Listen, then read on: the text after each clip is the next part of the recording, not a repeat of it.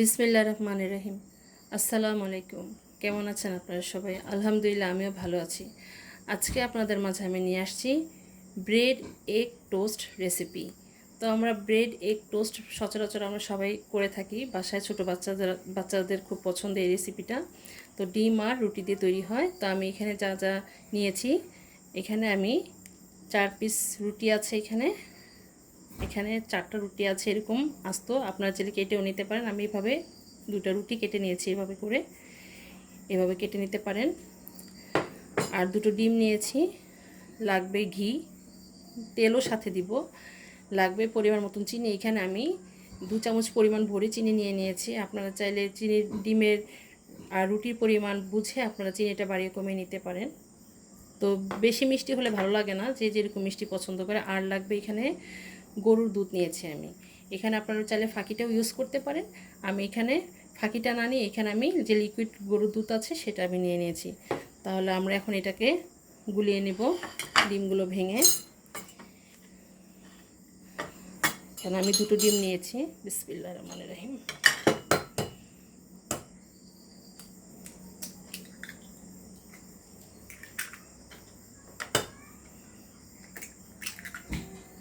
দুটো ডিম নিয়ে নিলাম।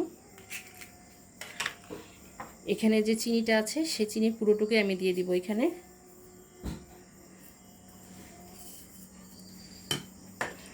আর এখানে যে লিকুইড দুধটা নিয়েছি সেটাও দিয়ে দিচ্ছি। বিসমিল্লাহির রহমানির রহিম। এখন একত্রে করে এটাকে ভালোভাবে আমরা মিলিয়ে নিব যেন চিনিটা গলে যায়। আপনারা ডিমটা অবশ্যই রুম টেম্পারেচারে নিয়ে নেবেন। ডাইরেক্টলি আপনারা ফ্রিজ থেকে দিবেন না, তাহলে এটা টোস্টটা ভালো হবে না। এভাবে ভালোভাবে চিনিটাকে আমরা এভাবে মিলিয়ে নিব।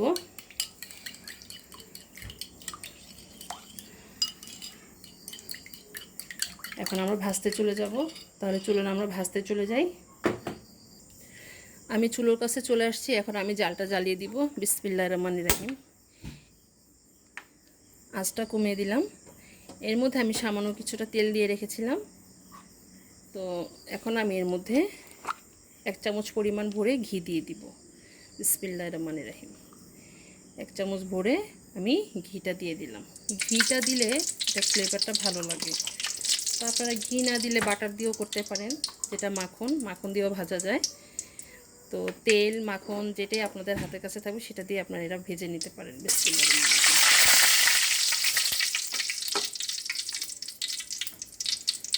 এখন একে একে করে আমি রুটিগুলো এখন এটার সাথে ভালো করে ডুবিয়ে তেলের মধ্যে ছেড়ে দিব। বিসমিল্লাহ। চট জলদি করতে হবে, যেহেতু এটা রুটি নরম হয়, নাহলে ছিঁড়ে ভেঙে যাবে। বিসমিল্লাহ।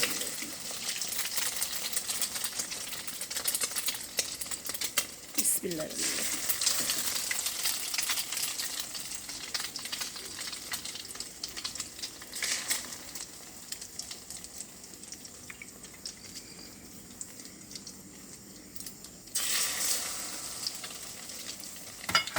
সামান্য একটু জালটা বাড়িয়ে দিব।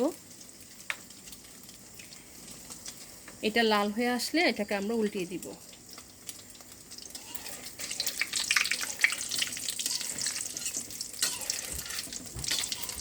এই টোস্টটা বাচ্চারা অনেক পছন্দ করে।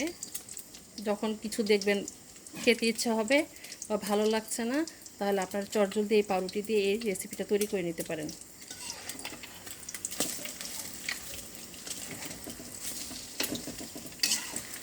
উল্টিয়ে দিচ্ছি। এক পাশ হয়ে গিয়েছে, আরেক পাশ উল্টিয়ে দিলাম। এটা ভাজতে বেশিক্ষণ সময় লাগে না, চটজলদি নাস্তার রেসিপি এটা।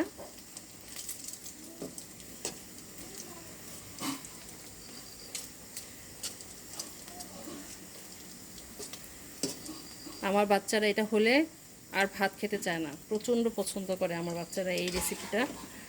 এই রুটিটা ভাজলে তারা এটা অনেক মজা করে খায়।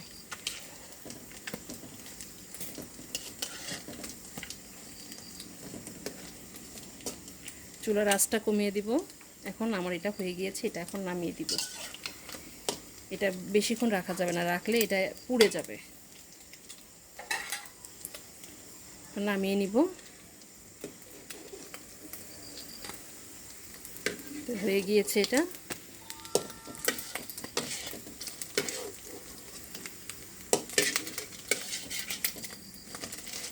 এখন আমরা এইভাবে বাকিগুলো ভেজে নিব।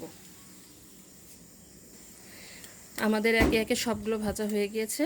এখন আমরা চুলাটা বন্ধ করে দিব। এখন চলুন আমরা পরিবেশনে চলে যাই। তৈরি হয়ে গেল আমাদের এগ ব্রেড টোস্ট রেসিপি। মাশাআল্লাহ, আলহামদুলিল্লাহ, খেতে ভীষণ মজা। আপনারা বাসায় একবার হলে ট্রাই করবেন। আমরা মায়েরা সচরাচর বাচ্চার জন্য কিছু না কিছু চেষ্টা করি ভালো একটু কিছু রান্না করে খাওয়ানোর জন্য। তো আপনারা এটা করে খাওয়াবেন, ইনশাল্লাহ বাচ্চারা অনেক পছন্দ করবে।